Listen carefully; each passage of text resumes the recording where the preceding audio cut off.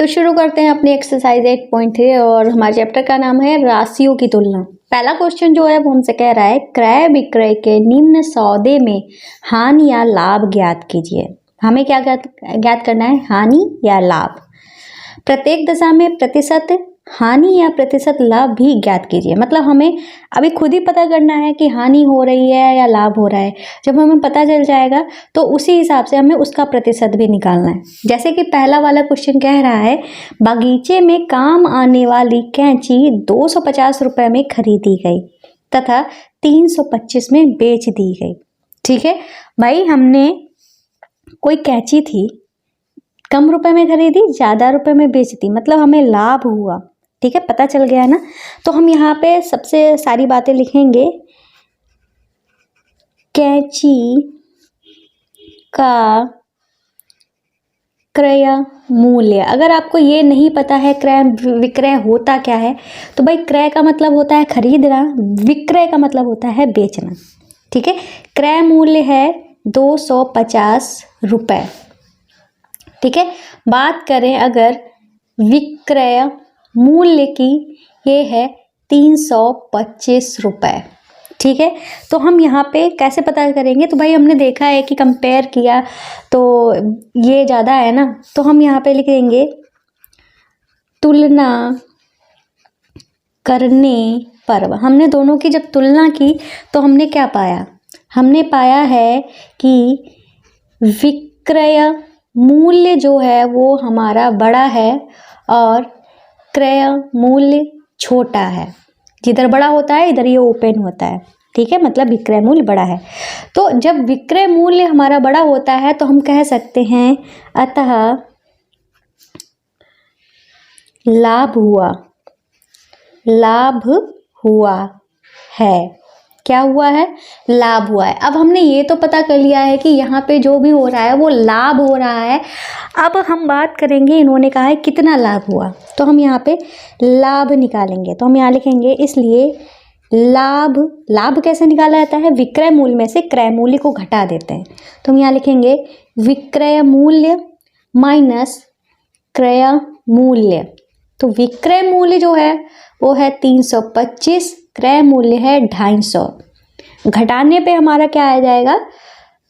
75 आ जाएगा। 75 रुपये जो है वो हमें लाभ हुआ। कितना हुआ? 75 रुपये का लाभ हुआ। अब इन्होंने कहा है जो भी लाभ मतलब हो रहा है, हमको पता चल गया लाभ हुआ। अब हमने बता भी दिया कितना लाभ हुआ। अब ये कह रहा है उसका प्रतिशत निकालो, तो हम यहाँ पे लिख देंगे इसलिए लाभ प्रतिशत। तो ये जो हमें लाभ हुआ है किस पे हुआ है भाई? ये पता करना पड़ेगा ना। तो लाभ जो हुआ है हमने जितने पे जो खरीदा था उसी पे हो रहा है ना, मतलब क्रय मूल्य पे हमें लाभ हो रहा है। तो इसका एक फॉर्मूला भी होता है, चाहे तो याद कर लो, बहुत बढ़िया है, बहुत इंपॉर्टेंट है। पूरी एक्सरसाइज आपकी इंपॉर्टेंट है ये। ठीक है, पूरी एक्सरसाइज का पूरा चैप्टर ये इंपॉर्टेंट है। लाभ बटे क्रय मूल्य। अगर लाभ प्रतिशत में निकालना है तो क्या करेंगे? लाभ बटे में क्रय मूल्य गुणे में 100। ये होता है हमारा फॉर्मूला। अब यही फॉर्मूला हम लगाएंगे। तो यहाँ पे लिखेंगे लाभ प्रतिशत बराबर क्या हो जाएगा? लाभ हुआ है 75 रुपये का, क्रय मूल्य था 250 रुपये और गुणे में 100। ठीक है, एक जीरो से एक जीरो कट गया। 25 से कम 25, 25 तियाँ 75, 3 और 10 की गुणा हो जाएगी। तो हमारा लाभ प्रतिशत कितना आ जाएगा? 10 तियाँ 30%। ठीक है, और ये हो गया है हमारा क्या? आंसर। ठीक है, तो कितने प्रतिशत का लाभ हुआ? 30% का लाभ हुआ है। ठीक है, हो गया ये हमारा आंसर और ये भी था हमारा आंसर। तो चाहे तो आप यहाँ पे ये इस तरीके से लिख सकते हो, लाभ बराबर 75 रुपये। ठीक है, चलो पहला क्वेश्चन, पहला वाला पार्ट कंप्लीट हुआ, पहला क्वेश्चन नहीं कंप्लीट हुआ। अब करते हैं दूसरा वाला पार्ट। ये कह रहे हैं एक रेफ्रिजरेटर जो है 12,000 में खरीदा गया और 13,500 में बेचा गया। सेम वही बात है, कम में खरीदा ज़्यादा में बेचा। ठीक है, तो हम यहाँ पे लिखेंगे रेफ्रिजरेटर का क्रय मूल्य कितने में खरीदा गया? 12,000 रुपए में लिख दिया। रेफ्रिजरेटर का विक्रय मूल्य वो है 13,500 रुपये। फिर हम यहाँ पे लिखेंगे तुलना करने पर। भाई जब हमने तुलना की तो हमने पाया जो हमारा विक्रय मूल्य है, ठीक है, वो ज़्यादा है और क्रय मूल्य कम है। तो इसका मतलब हमें क्या हुआ? जब विक्रय मूल्य ज़्यादा होता है तो हमारा लाभ होता है। हम इस लिख देंगे अतः उसे लाभ हुआ। क्या हुआ? लाभ हुआ। अब लाभ हुआ है, ठीक है। अब हमको बताना पड़ेगा कितना लाभ हुआ है। तो हम यहाँ पे लिखेंगे इसलिए लाभ बराबर विक्रय मूल्य माइनस क्रय मूल्य, ठीक है। तो विक्रय मूल्य था हमारा 13,500, क्रय मूल्य था 12,000, तो हमारा घट के आ जाएगा 1,500 रुपये। ये हुआ आंसर पहला वाला। अब इन्होंने कहा है लाभ प्रतिशत, ठीक है। तो लाभ प्रतिशत कैसे निकालेंगे? वही हमारा फॉर्मूला, लाभ प्रतिशत बराबर क्या होता है? लाभ बटे में क्रय मूल्य। लाभ हुआ है हमारा, बार बार फॉर्मूला नहीं लिखेंगे पर आपको लिखना पड़ेगा, ठीक है। 1500 लाभ बटे में क्रय मूल्य। क्रय मूल्य है हमारा 12,000 का, ठीक है, और गुणे में 100। 2 जीरो से 2 जीरो कट गए, यहाँ पे 1 जीरो से 1 जीरो कट गया, ठीक है। अब हमारे पास क्या आया है? 2 से हम काट दें, चाहे तो 12 से इसको ही भाग दे दो डायरेक्ट, ठीक है। तो चाहे तो इसको काट ही लेते हैं। 2 छंगे 12 और 2 सत्ते 14, तो 5 10, 3 दूनी 6, 3 दूनी 6 और 5 15। 25 बटे में 2% आया है, 25 बटे में 2%। या हम इसको लिख सकते हैं 2 से भाग करेंगे, 2 1 2, 2 दूनी 4, तो 5 10। इतना हमारा लाभ प्रतिशत आया है 12.5। ये आया है हमारा आंसर। और लाभ कितना आया था? तो भाई लाभ आया था हमारा 1,500 रुपये, ठीक है। हाँ, ये कॉमा मैं गलत लगा रही हूँ, हाँ सही है, यहाँ पे सही है, ठीक है। इतना आया है ठीक है, 1,500 रुपये और 12.5% में। तो ये बी वाला पार्ट कंप्लीट हो गया। अब करते हैं सी वाला पार्ट। तो सी वाला पार्ट कह रहा है एक अलमारी 2,500 रुपये में खरीदी गई और 3,000 में बेची गई। मतलब कम में खरीदी, ज़्यादा में बेची, तो ये मतलब लाभ ही हुआ है हमें। तो यहाँ पे लिखेंगे अलमारी का क्रय मूल्य कितना है? 2,500 रुपये। अलमारी का विक्रय मूल्य ये कितना है? 3,000 रुपये, ठीक है। आया समझ में? तुलना करेंगे तो हम यहाँ पे लिखेंगे तुलना करने पर क्या पाया? विक्रय मूल्य जो है वो हमारा बड़ा है और क्रय मूल्य छोटा है। तो हम यहाँ पे लिख देंगे अतः क्या हुआ? लाभ हुआ, ठीक है। फिर से हमें क्या हुआ है? लाभ हुआ, लाभ हुआ। अब हम क्या करेंगे भाई? लाभ निकालेंगे। तो यहाँ पे लिख देंगे लाभ बराबर में विक्रय मूल्य माइनस क्रय मूल्य। तो विक्रय मूल्य जो है वो है हमारा 3,000, क्रय मूल्य है 2,500। घटा देंगे तो हमारा कितना आ जाएगा? 500 रुपये आ जाएगा। ये क्या आया है? हमारा लाभ आया है, ठीक है। ये पहला आंसर हो गया। अब हमें निकालना है, यहाँ पे लिख देंगे प्रतिशत लाभ या लाभ प्रतिशत, ठीक है। क्या करेंगे? लाभ बटे में क्रय मूल्य गुणे में 100, ठीक है। लाभ है 500 का, क्रय मूल्य है 2,500 का, गुणे में 100%। ठीक है, यहाँ पे प्रतिशत भी लगा दूंगी, ज़्यादा सही रहेगा। अब 0 से 0 कट गया, 5 एकम 5, 5 पचे 25, ठीक, ये हो गया। 5 एकम 5, 5 दूनी 10, 0, तो हमारा कितना आ गया है 20%। क्या आया है 20%। अब हमें इस चीज़ को लिख देना होगा, अलग से हम लिख देते हैं, ठीक है।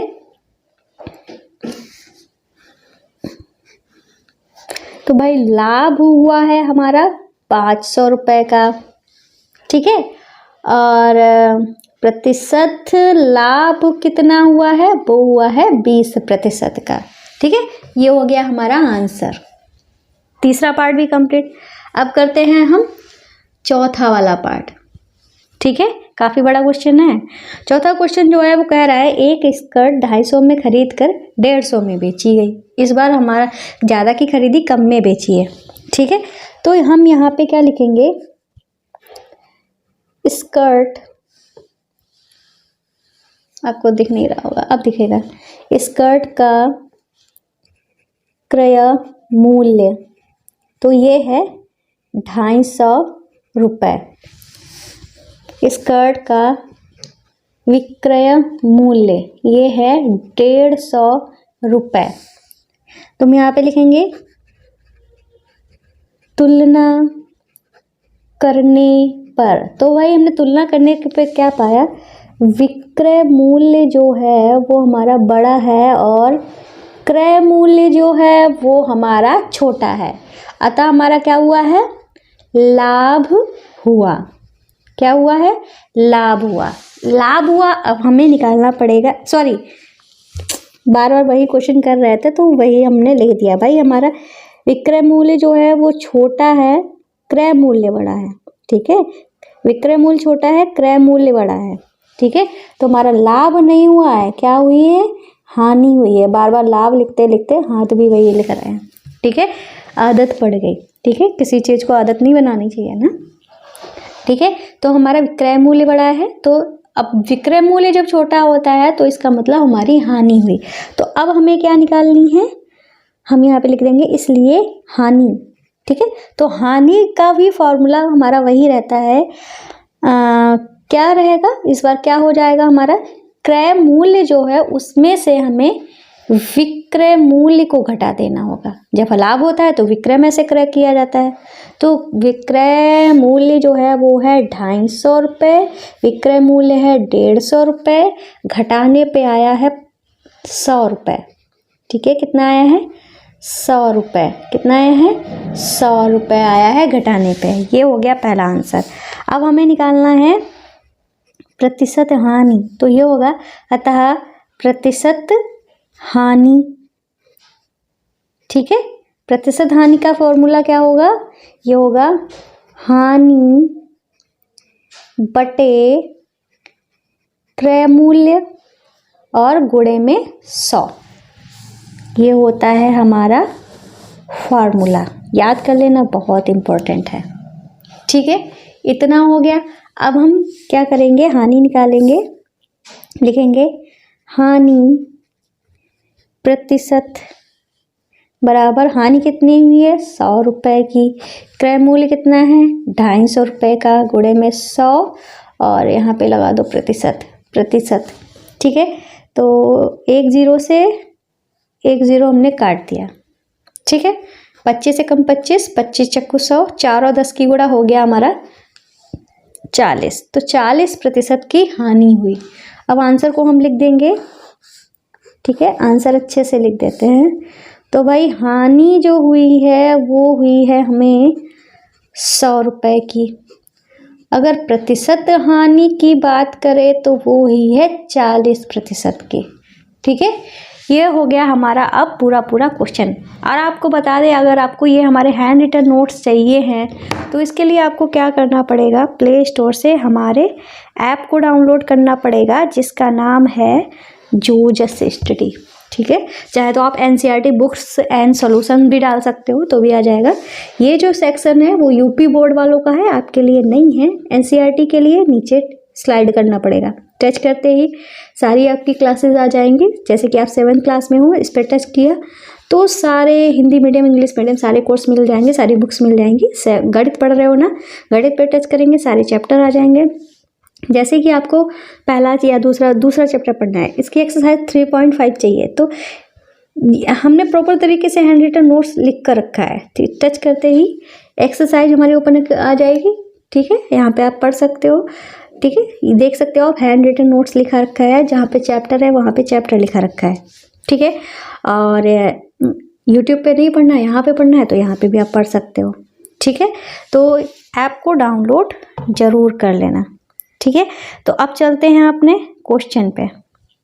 तो क्वेश्चन जो है दूसरा वाला क्या कहता है, तो दूसरा क्वेश्चन कह रहा है दिए गए प्रत्येक अनुपात के दोनों पदों को प्रतिशत में बदलिए, ठीक है।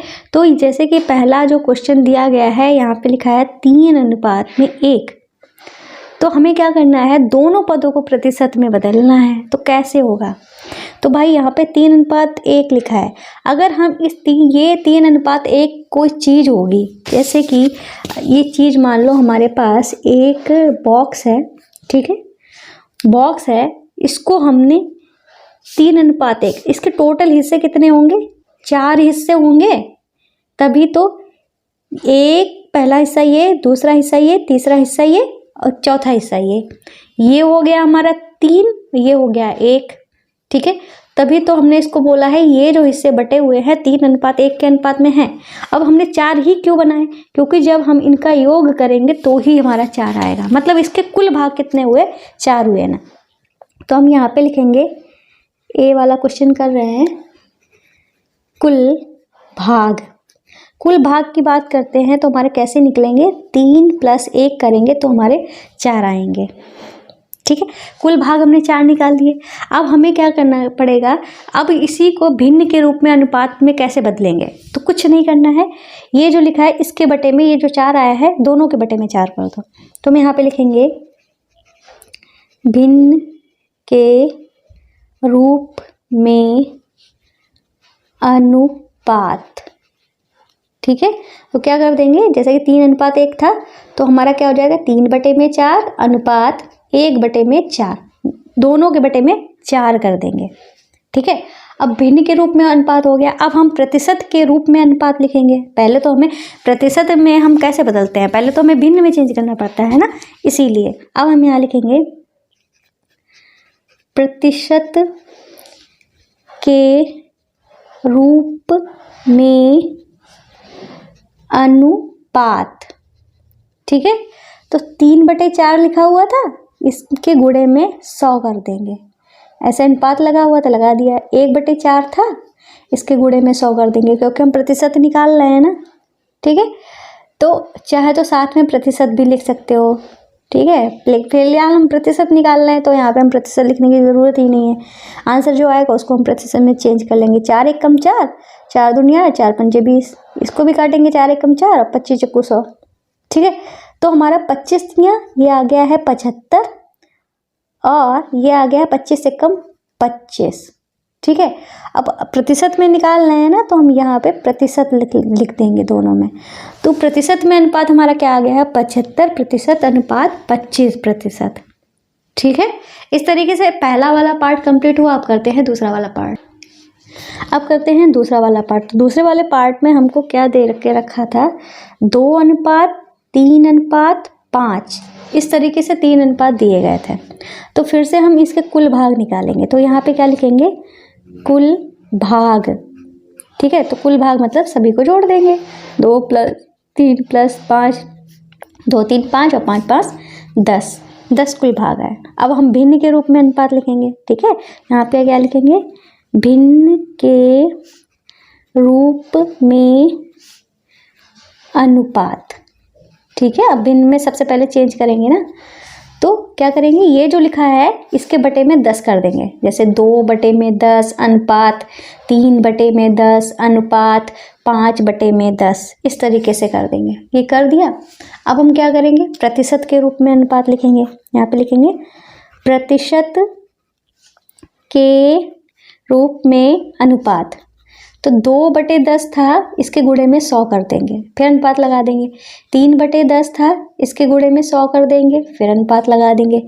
5/10 था, इसके गुणे में 100 कर देंगे, बस हो गया। अब हम काट लेंगे, बस हमारा आंसर आ जाएगा। जैसे कि 10 एकम 10, 10 दहामन 100, यहाँ पे भी 10 एकम 10, 10 दहामन 100, 10 एकम 10, 10 दहामन 100, बस। अब क्या आ जाएगा अनुपात, 10 दूनी 20% आ जाएगा। अनुपात 10 तियाँ 30% आ जाएगा। फिर अनुपात 5 दहामन 50, इतना प्रतिशत आ जाएगा। ये हो गया हमारा इसका आंसर। ठीक है, अब करते हैं सी वाला पार्ट। सी वाले पार्ट में हमको जो दिया गया था वो 1:4 दिया गया था। अगर इसके कुल भाग की बात करें, कुल भाग 1 + 4 = 5 आ जाएगा। 1 + 4 = 5 आ जाएगा, आ गया। अब हम भिन्न के रूप में अनुपात लिखेंगे। सबसे पहले भिन्न के रूप में अनुपात, ठीक है, ये लिखेंगे। तो अब हम क्या करेंगे भाई, 1:4 था तो दोनों के बटे में क्या कर देंगे, ये जो 5 आया है वो कर देंगे। 1/5 अनुपात 4/5, ठीक है। अब हम प्रतिशत के रूप में अनुपात लिखेंगे, ठीक है। प्रतिशत के रूप में अनुपात, तो 1/5 था, इसकी गुणा 100 से कर देंगे, अनुपात लगा देंगे। 4/5 था, इसकी भी गुणा हम 100 से कर देंगे। 5 एकम 5, 5 दूनी 10, मतलब 5 एकम 5, 5 दूनी 10, ठीक है। तो क्या आ जाएगा, 20 एकम 20% अनुपात में 4 दूनी 8, 80%, बस हो गया हमारा। ठीक है, 20% अनुपात 80%। अब करते हैं हम डी वाला पार्ट। तो डी वाला पार्ट जो था उसमें दिया गया था 1:2:5, ये दिया गया था। क्या करेंगे, तो सबसे पहले तो कुल भाग करेंगे। क्या करेंगे, कुल भाग करेंगे। तो कुल भाग हुए 1 + 2 + 5, तो 5 से 8 हो जाएगा, 8 हमारे भाग हुए कुल, ठीक है। अब हम क्या लिखेंगे, भिन्न के रूप में अनुपात, ठीक है। तो भिन्न हमारी कैसे बनेगी, 1/8, 2/8, 5/8, सबके बटे में 8 कर देंगे। 1/8 अनुपात 2/8 अनुपात 5/8, ठीक है। अब हम लिखेंगे प्रतिशत के रूप में अनुपात। तो 1/8 था, इसके गुणे में 100 कर देंगे, अनुपात लगा के। 2/8 था, इसके गुणे में 100 कर देंगे। फिर 5/8 था, इसके गुणे में 100 कर देंगे। काट के देखेंगे तो भाई हमारा कटेगा तो है नहीं, तो हम 2 चक्कू 8 करेंगे, या 4 से काट लें। 4 दूनी 8, 4 से काट लेते हैं। 4 दूनी 8, 4 दूनी 8, 4 पंजे 20, तो यहाँ पे 2 आएगा, यहाँ पे 25 आएगा, यहाँ पे 2 आएगा, यहाँ पे 25 आएगा। तो यहाँ पे आ जाएगा 25/2%। 25 दूनी अनुपात में 50/2%। और चाहे तो हमारा जैसे कि यहाँ पे हम काट सकते हैं, चलो अगले स्टेप पे कर देंगे। यहाँ पे अनुपात 25/5 125/2%, इतना आया। चाहे तो आप यहीं पे भी छोड़ सकते हो, चाहे तो इसको दशमलव में चेंज कर लेंगे। दशमलव में चेंज करेंगे तो हम यहाँ पे लिख दे रहे हैं, नीचे जगह नहीं है। जैसे 25 को इससे काटा तो 12.5 आएगा, ये हुआ, ठीक है। फिर इसको काटा तो 25 आएगा पूरा पूरा। इसको काटेंगे तो 2 छंगे 12, ठीक है, और 2 दूनी 4, 2 पंचे 10, इतना आएगा, ठीक है। ये हो जाएगा हमारा आंसर, ठीक। इसको हम इस तरीके से कर दे रहे हैं, ठीक है। देखा आपने, तो इस तरीके से हम करते हैं। तो भाई ये हमारा क्वेश्चन नंबर 2 पूरा कंप्लीट हो जाता है। अब करते हैं अपने थर्ड वाले क्वेश्चन को। तो ये रहा हमारा थर्ड वाला क्वेश्चन। ये कह रहा है एक नगर की जनसंख्या 25,000 से घटकर 24,500 रह गई है, घटने का प्रतिशत ज्ञात कीजिए। ठीक है, तो हम यहाँ पे लिखेंगे सबसे पहले बात, भाई जनसंख्या में हम जान रहे हैं कि घट गई है ना, तो मतलब कमी आई होगी। तो यहाँ पे लिखेंगे जनसंख्या में कमी। तो कमी कैसे निकलेगी, कितनी घटी है, तो इसमें से ज़्यादा में से कम को हटा देंगे। 25,000 था, इसमें से 24,500 घटा देंगे तो कितनी आएगी, 500 हमारे पास आएगा। कितने घटे हैं, 500 घटे हैं। ठीक है, अब हमें क्या निकालना है, जनसंख्या की जो कमी आई है उसका प्रतिशत क्या है। ठीक है, तो हम यहाँ पे लिखेंगे जनसंख्या में कमी का प्रतिशत। ठीक है, प्रतिशत, तो वो कुछ नहीं करना है, जितनी कमी आई है। ठीक है, तो यहाँ पे लिख देंगे कमी बटे में मूल। ठीक, अब जनसंख्या है तो जनसंख्या लिख दो, मूल मतलब जो ओरिजिनल है, ओरिजिनल। ठीक है, बट गुणे में 100। तो कमी आई है 500 की, ओरिजिनल जो था कितनी जनसंख्या थी, 25,000 थी। ठीक है, गुणे में 100। तो नीचे के 3 जीरो से ऊपर के 3 जीरो काट दिए, और 25 से कम 25, 25 दूनी 50, 2 आया है। क्या आया, 2%। ठीक है, अब इन्होंने क्या कहा था, घटने का प्रतिशत ज्ञात कीजिए। तो हम यहाँ पे लिख देंगे जनसंख्या 2% घट गई है। ठीक है, इस तरीके से क्वेश्चन नंबर 3 भी हमारा हो गया है कंप्लीट। अब करते हैं अपना क्वेश्चन नंबर 4। तो ये रहा क्वेश्चन नंबर 4। ये कह रहा है अरुण ने एक कार 3,50,000 में खरीदी, अगले वर्ष उसका मूल्य बढ़कर 3,70,000 हो गया, कार के मूल्य में प्रतिशत वृद्धि ज्ञात कीजिए। मतलब कितना बढ़ रहा है ये हमको ज्ञात करना है। तो हम यहाँ पे लिखेंगे कार के मूल्य में वृद्धि बराबर कितनी हो गई है, 3,70,000 में से 3,50,000 को घटा देंगे। तो भाई कितना हमारा घट के आएगा, पहले 70,000 थी, 50,000 हो गई, मतलब 20,000 का वृद्धि हुई है। कितनी हुई है, 20,000 की वृद्धि हुई है। तो हमने लिख दिया 20,000। अब हमें क्या करना है, वृद्धि का प्रतिशत निकालना है। तो क्या करेंगे, तो इसका भी यही फॉर्मूला रहेगा, वृद्धि बटे में क्रय मूल्य, क्रय मूल्य गुणे में 100। तो वृद्धि हुई है 20,000 की, क्रय मूल्य कितना था, 3,50,000। ठीक है, यही था ना, गुणे में 100। नीचे कितने जीरो हैं, 1 2 3 4, ऊपर के 4 जीरो काट दो, 1 2 3 4। ठीक है, ये हुआ। और हम क्या कर सकते हैं, 5 से काट दे, 5 सत्ते 35 और 5 चक्कू 20 जीरो। ठीक है, तो हमारा कितना है, 40 बट्टे में 7%। इसको हम, ये हमारा अनुचित भिन्न है, इसको हम साधारण भिन्न में चेंज करेंगे, मिश्रित भिन्न में चेंज करेंगे। ठीक है, तो 7 से भाग करेंगे, 7 चौक 28, 7 पचे 35। ठीक है, 7 छिंग 42 ज़्यादा हो जाएगा, 7 पचे 35, 35 घटाया 40 में से तो 5 बचा, बटे में 7 था ही। तो कितने प्रतिशत की वृद्धि हुई है। ठीक है, तो हम यहाँ पे लिख देंगे कार में वृद्धि प्रतिशत बराबर 5 सही 5/7। ये हो गया है हमारा आंसर। ठीक है, इस तरीके से कौन सा क्वेश्चन था भाई हमारा, ये चौथा क्वेश्चन था, पूरा हो गया कंप्लीट। अब करते हैं अपना 5वां वाला क्वेश्चन।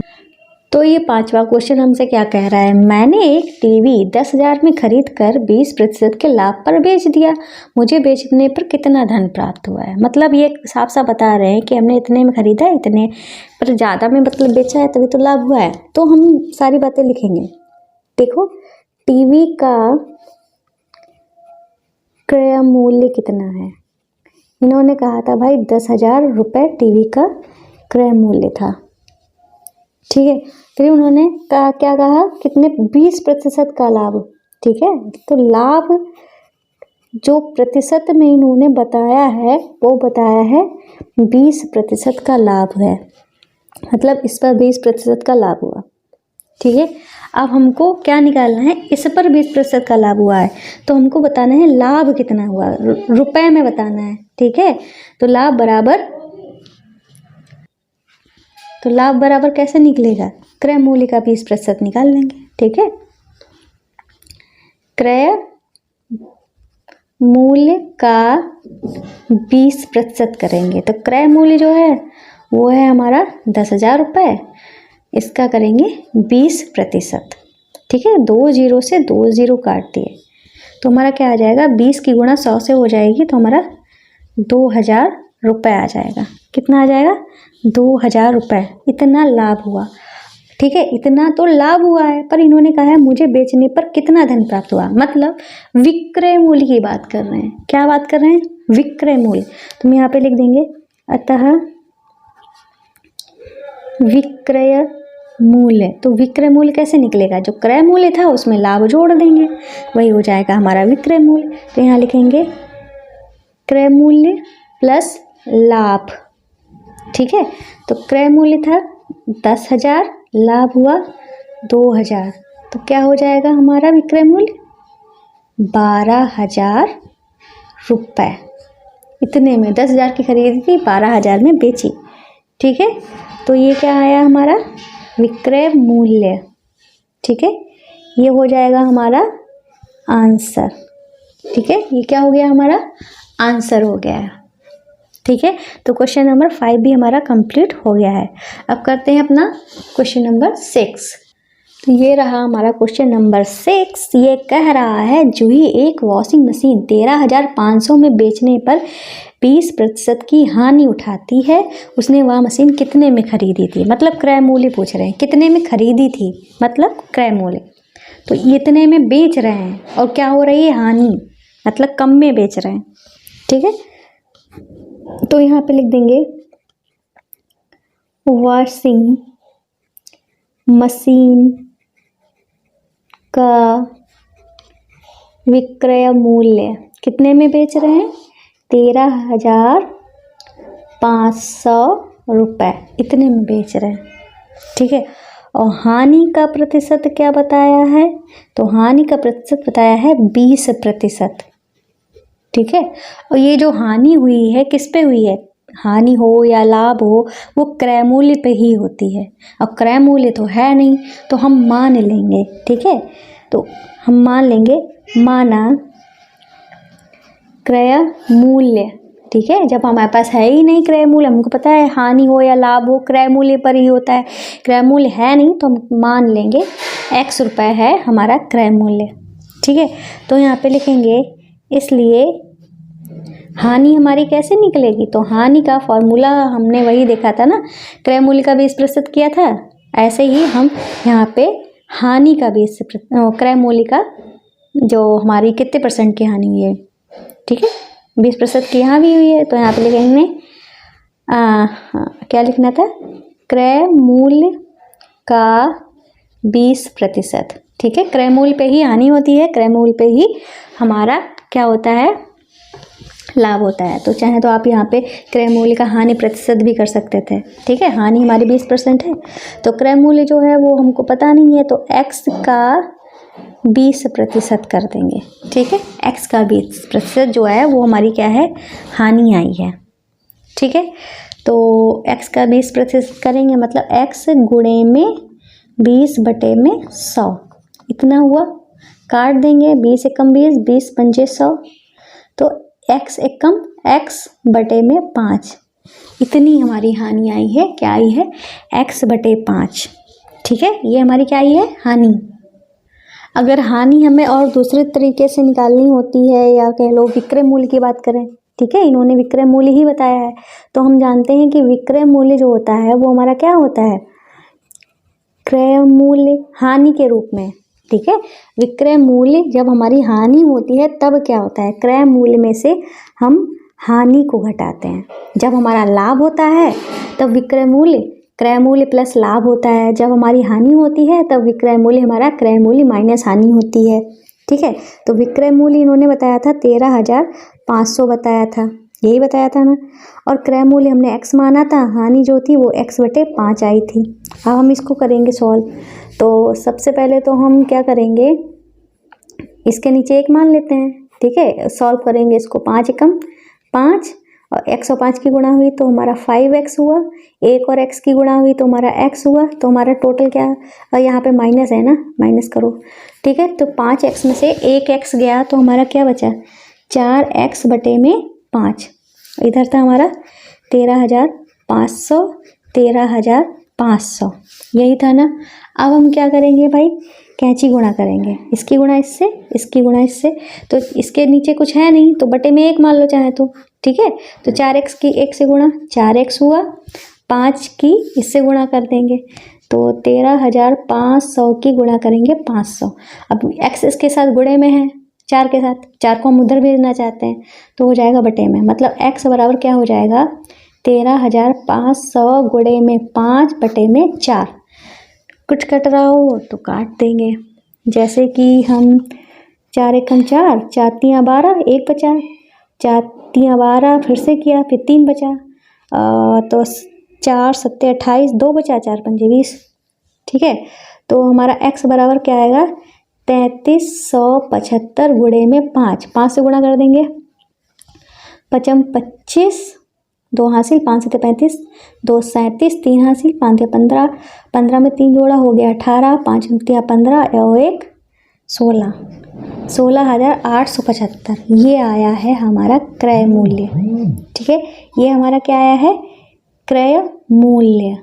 ठीक है, ये हमारा हो गया है आंसर। इन्होंने कहा था वॉशिंग मशीन कितने में खरीदी थी, तो वॉशिंग मशीन खरीदी थी 16,875 रुपये में। ठीक है, तो ये वाला क्वेश्चन भी हमारा कंप्लीट हो गया है, 6वां वाला। अब करते हैं अपना 7वां वाला क्वेश्चन।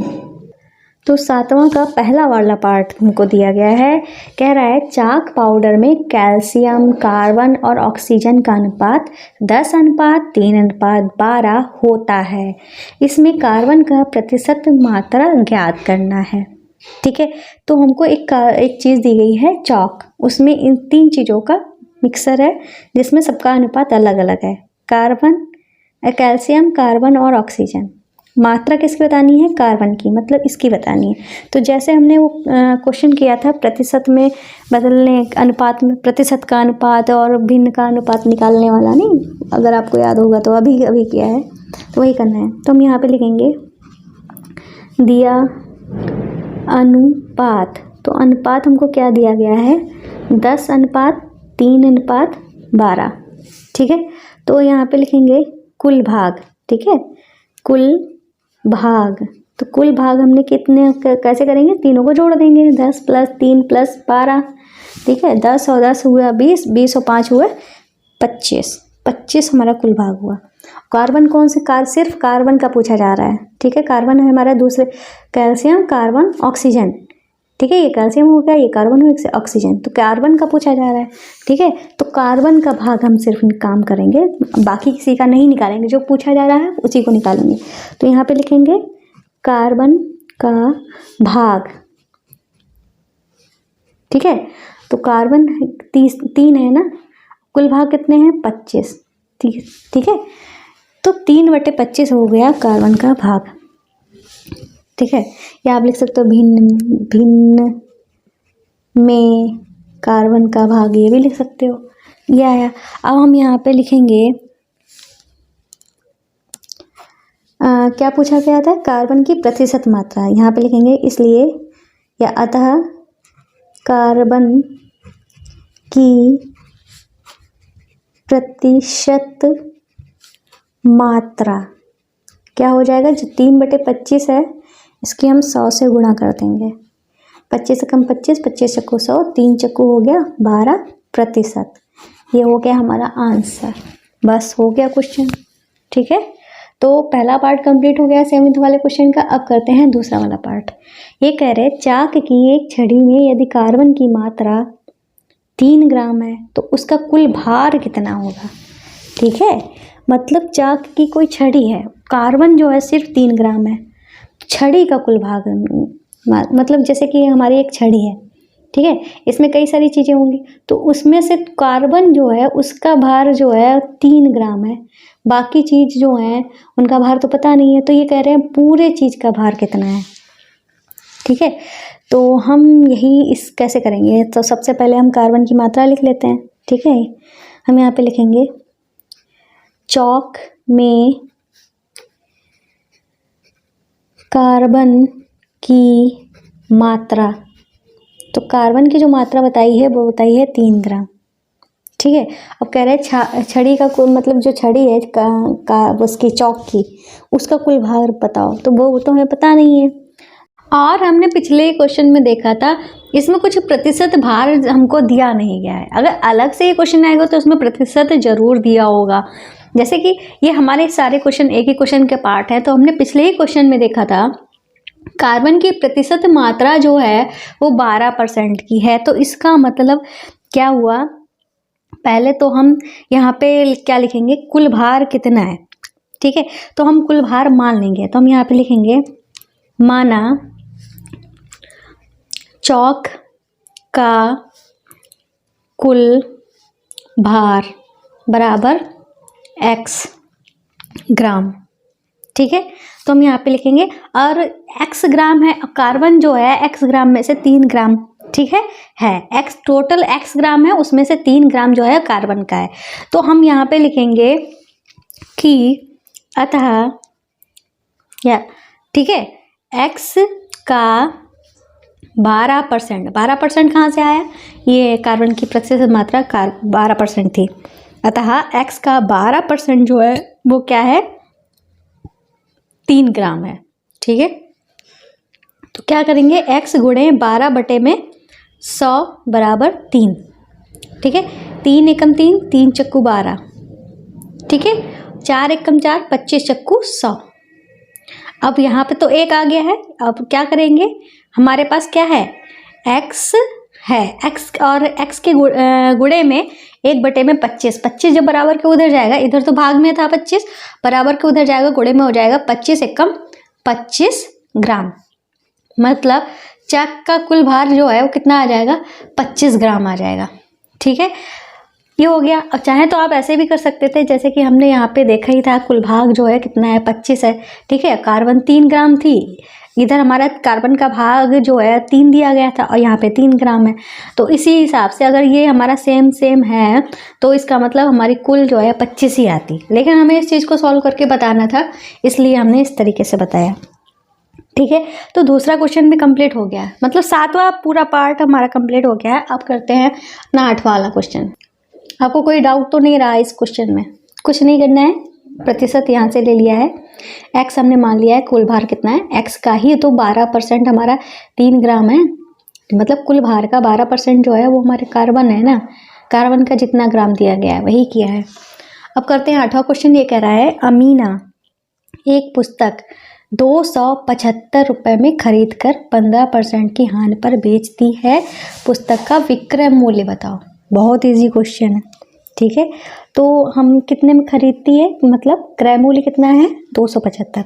यहाँ पे लिखेंगे पुस्तक का क्रय मूल्य कितना है, 275 रुपये, और हानि कितनी हुई है, तो हानि का प्रतिशत जो है वो है 15%।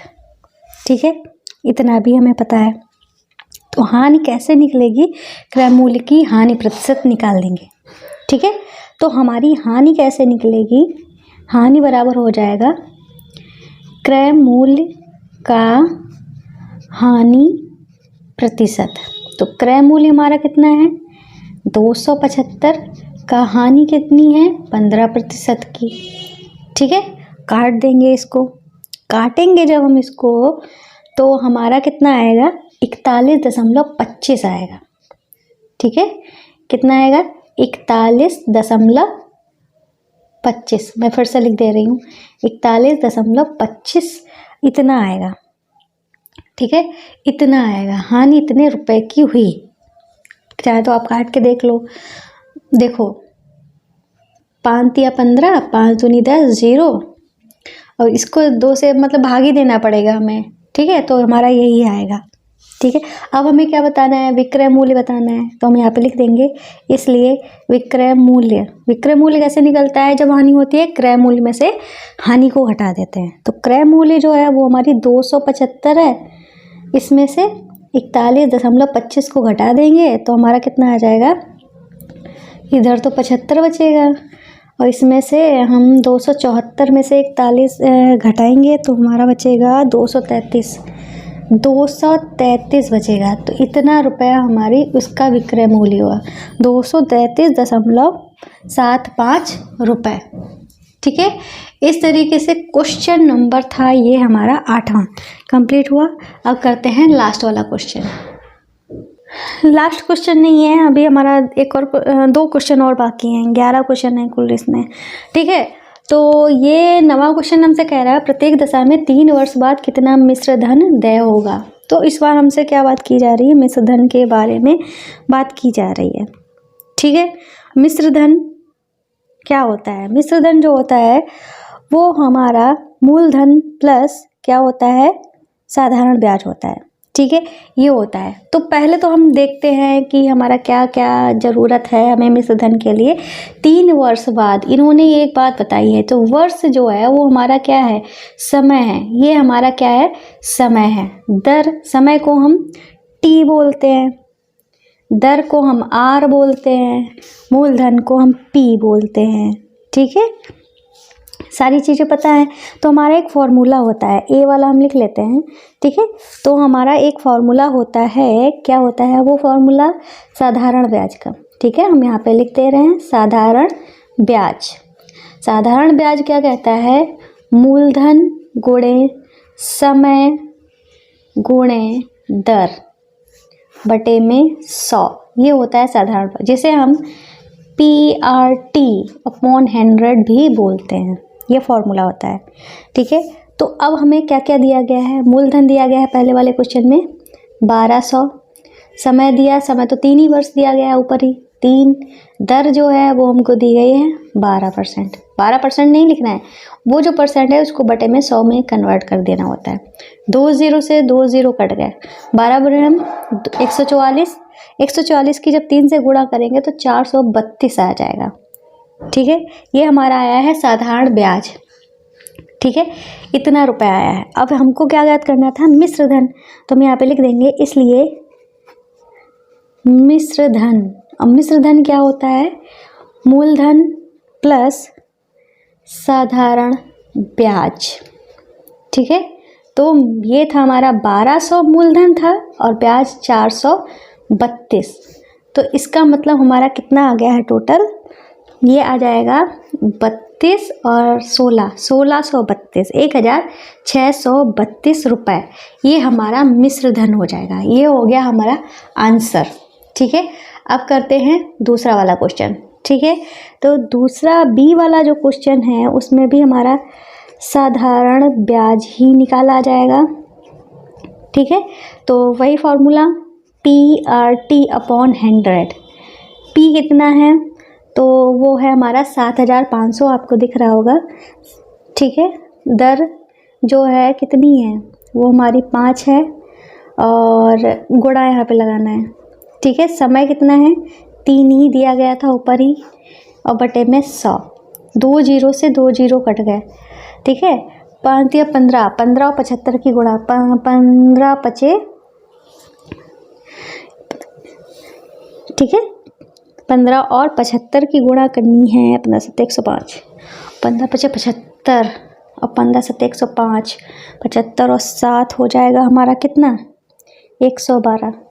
ठीक है, 105 और 7 हो गया हमारा 112। तो हमारा कितना आ गया? 1125 जो है वो क्या आ गया है?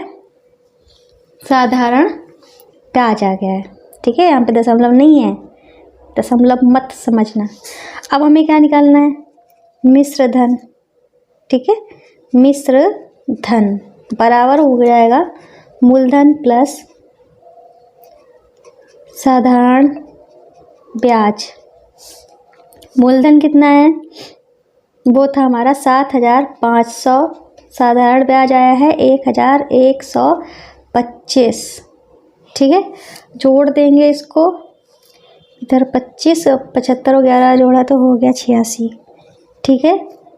तो ये हो गया हमारा, दशमलव नहीं है भाई, 8,625 रुपये, ये हो गया हमारा आंसर, ठीक है।